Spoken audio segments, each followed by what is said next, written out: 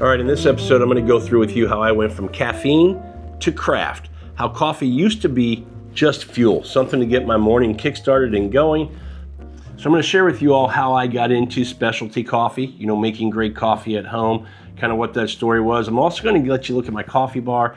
All right, I'm going to share with you the gear that I have, what I use, kind of where I started, how it's grown in my coffee bar. I'm also going to share with you the methods that I use to brew my coffee, the different brewers, recipes, if you will. And I'm going to share with you the greatest experience, which is flavor discovery, how you can discover all these great flavors in coffee. So I think my coffee journey is very similar to a lot of people, and a lot of people might still be where I was, which was, a drip machine, a Mr. Coffee, a Krups, Folgers, and I always like to say I had high-end Folgers. I had Colombian and a scoop, right? It was all about, 6 scoops in, 12 cups out, had my coffee. Coffee for me then, it wasn't about, trying to enjoy or appreciate or understand what it could be. It was only about getting my day started. I needed to get up in the morning, I needed a little kick of something, and coffee was it. I think all of us are familiar with coffee being that kind of kick in the morning, the caffeine, right? We've seen it with our parents, our grandparents. Coffee has been a part of the American culture and the global culture for centuries. So it's nothing, boy, I got these big arms here.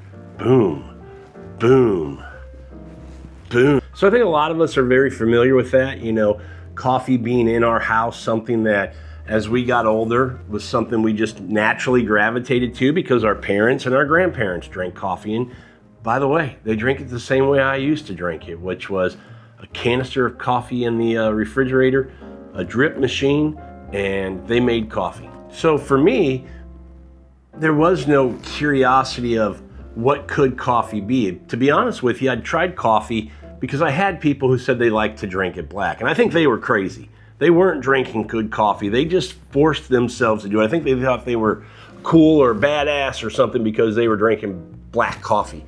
It was crap coffee. I tried it at homes. I've tried it at specialty coffee shops, Starbucks, if you will. And all of it was, very overcooked, dark, bitter, not good at all. So I didn't like black coffee at all. I figured out, I didn't know it was bad coffee at that time. I just thought it wasn't something for me. I couldn't drink black coffee. So I would always put Coffee Mate in there, just a little, enough to cover the bottom. I wouldn't put any more sugar because God knows there's enough sugar in Coffee Mate. Just enough, of that sweetness to bite through the bitterness of the coffee. So what changed for me? What got me to explore and be more curious about specialty coffee? Well, the show is Bottles and Bites Without Borders, and I've got a friend, Tyler Martin, who's also into the things that I enjoy, which is, food, wine, whiskey, all of these things, kind of going down those rabbit holes. And one time he had messaged me, this was, back during COVID, and said, hey, I know you drink coffee. I see, in a few pictures you post and stuff, there's a coffee cup, but are you drinking specialty coffee? And I was like, hell no, I don't even know what that is. And he goes, well, you're really missing out. And for a guy like you who likes all the things that we like, meaning him and I, you should be exploring and trying specialty coffee. And I said, well, are you the guy that's going to show me how to do this? And he said, absolutely, I will. So he came out, and I do a podcast with the show as well. Same name, Bottles and Bites Without Borders. Him and I did an episode. If you want to go listen to it, it's great. It's titled How to Make a Great Cup of Coffee at Home. It's episode 58. Check it out. Really good. I'll put a link to it down in the description. And he came out. We did a great show. He did a cupping with me, going through kind of like a blind in the wine world or the whiskey world and tasting and kind of, starting to analyze the coffees. And I was blown away. I realized in doing that with Tyler that I had no idea what coffee was. As much as I thought it was cool and fun to drink, in addition to giving me that jolt, I had a cup of coffee on a Saturday morning. I wasn't doing it right, wasn't even close. So after that experience, man, he opened me up to what the flavors of specialty coffee could be.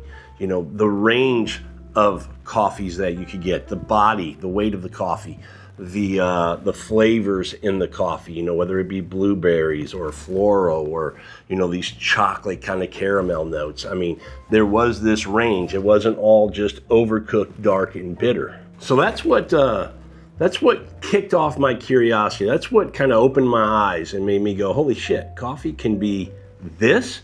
I want to explore and I want to have some more of this. So the first steps in my coffee journey and getting into coffee was you've got to have the gear. You got to have the equipment. And there's really just quickly 4 pieces of equipment other than the coffee beans, good coffee beans, to get started. And grinder is going to be your biggest investment.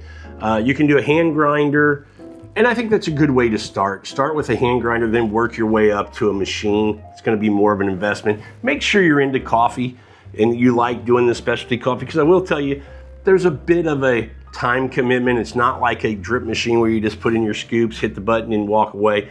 There is a version, immersion brewing, you can do something similar. Anyway, but I do think a hand grinder, it's versatile, it travels, it does some things. It's a great way to do it. So grinder is most important. Then you need a good kettle. You need a good scale that, you know, gets you into tenths so that you can really be precise in your measurements for coffee to water ratios. And then you need a brewer. And actually the brewer is the least expensive of all the gear you're going to buy. I would recommend and suggest that you start with a V60. It's what I used to make this cup of coffee this morning. There's a plastic version and it's great. Plastic is actually very good. You're not losing the brew quality by using plastic. I actually think it's better than the ceramic or the stainless steel.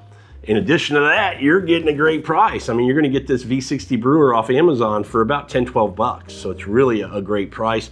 And then just a kettle, you know, something hot water to pour over. So after that, you just need great specialty beans. And depending on where you live, if you're in a town of decent size, I would say, you know, 30 to 50,000 people or more, you should have a coffee shop there that's probably roasting. I would think it's just become that popular.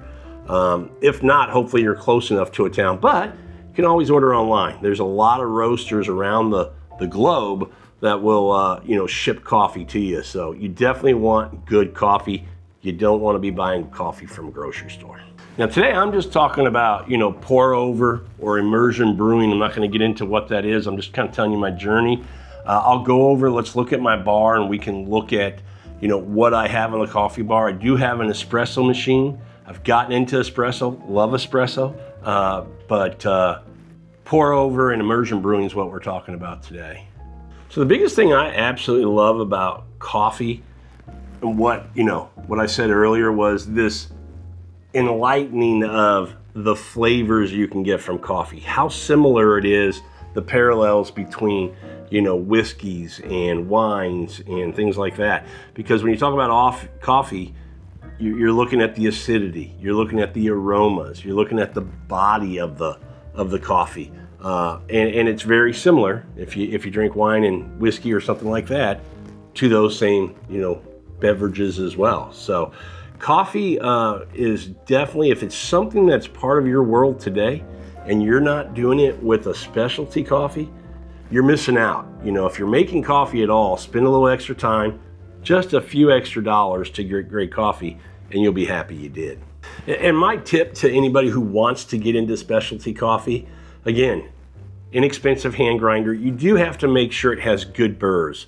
Conical burrs that are metal. Metal would be the biggest thing that I say good, because there's a lot of them on the market that are plastic and they're just not going to grind consistently the beans the way you need to. You're also going to spend for that grinder maybe $70 to $100. And then you're going to just need that inexpensive V60 brewer, a scale that's going to cost you 15 bucks off Amazon, a kettle that might cost you between 30 and 45. You're set up. So you're looking at under 200 bucks. You've got your coffee bar set up and you're making great coffee at home. Not only are you making it for yourself, now you get this opportunity to share it with friends and family as well. All right, as you can tell, I still drink coffee every morning, but it's just no longer for that kick. Now I'm really enjoying what I can get out of a cup of coffee, playing with grind sizes, doing some different things. and being able to extract some cool flavors, some fun flavors from the coffees we get. Let me know a couple things in the comments. Let me know if you're drinking specialty coffee, and if you are, what's a roaster that you really enjoy? I'll tell you, in Houston, I'll give you a couple that I really enjoy. One is Purefi, and one is District Roasters, so that equals 2.